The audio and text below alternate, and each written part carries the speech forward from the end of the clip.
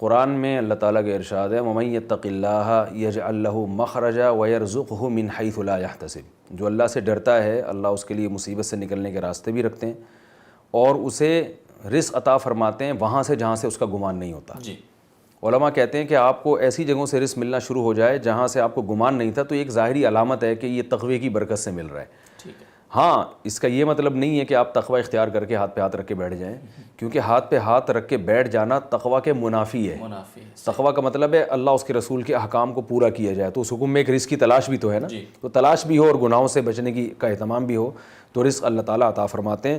اس آیت میں بھی اللہ نے یہ کہا کہ میں جس کو چاہتا ہوں بے حساب رزق عطا فرماتا ہوں. تو جیسے نیک اعمال والوں کو اللہ بے حساب رزق عطا فرمائیں گے، جہاں اللہ نے اس کی مثال دی ہے، تو گناہ سے بچنے والے نیک اعمال کرنے والے یقیناً اللہ ان کو بے حساب. ممکن ہے آپ کہہ سکتے ہیں ہم نے تو دیکھا ہے بہت سے لوگ غریب ہیں تقوی کے باوجود، بلکہ اس میں تو ہمارے سب سے جو تقوی میں جو جن کا سب سے اعلیٰ مقام ہے وہ تو محمد صلی اللہ علیہ وسلم ہے. تو حالانکہ دنیا کے سب سے مسکین بھی محمد صلی اللہ علیہ وسلم تھے. تو یاد رکھیں یہاں رزق کا مطلب ہے، رزق عربی میں کہتے ہیں نصیب مفروض کو، متعین حصہ. زندگی گزارنے کے لیے جو ضروری لوازمات ہیں وہ آپ کو بھرپور طریقے سے ملیں گے. ٹھیک ہے. اس کا مطلب یہ ہے کہ جو چیز آپ کو نہیں مل رہی تو آپ کو یقین کر لینا چاہیے وہ میری زندگی کے لیے ضروری نہیں ہے. صحابہ کرام نے بہت فقر و فاقہ میں زندگی گزاری. وہ یہ سمجھتے تھے کہ ہمارے لیے اتنا ہی رزق ضروری ہے جتنا اللہ ہمیں دے رہا ہے. تو یہ جو ہم نے متعین کیا ہوا نا کہ مجھے اتنی روٹیاں چاہیے، مجھے اتنی فیسیں چاہیے، مجھے اتنا کچھ چاہیے، یہ آپ کی اپنی سوچ ہے. زندگی آپ کی اچھی گزر جائے گی، اللہ آپ کو قناعت عطا فرما دے گا. اسی تھوڑے میں آپ کو اطمینان ہو جائے گا کہ میرے پاس اللہ کا دیا بہت کچھ ہے.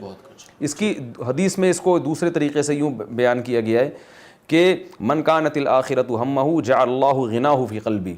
جو آخرت کو اپنا ہدف بناتا ہے اللہ اس کے دل میں غنا پیدا کر دیتا ہے. یعنی کچھ بھی نہیں ہوگا وہ سمجھے گا اللہ کا دیا بہت کچھ ہے.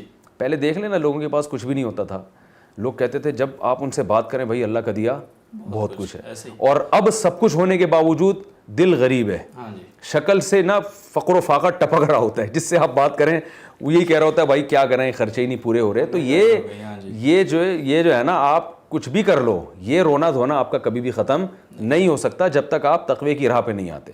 تو دل کا بڑا ہونا کہ آپ کو سکون وہ ملے جو مالداروں کو ملتا ہے، دل کی یہ کیفیت پیدا ہو جائے گی، یہ تقوی کے بعد پیدا ہوگی. چاہے اللہ ظاہری طور پر دولت دے یا نہ دے، بعض دفعہ اللہ ظاہری طور پر بھی دے دیتے ہیں، نواز دیتے ہیں، بعض دفعہ نہیں دیتے لیکن دل میں سکون عطا کر دیتے ہیں.